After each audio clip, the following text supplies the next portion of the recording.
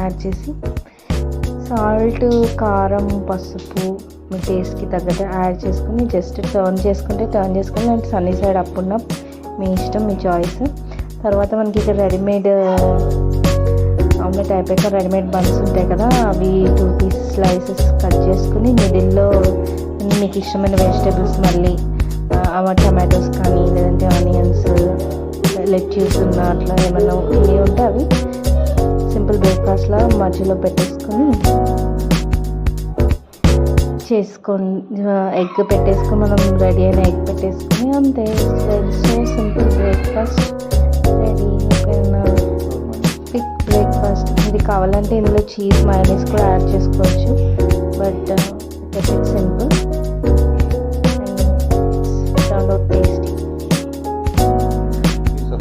Please subscribe, like, share.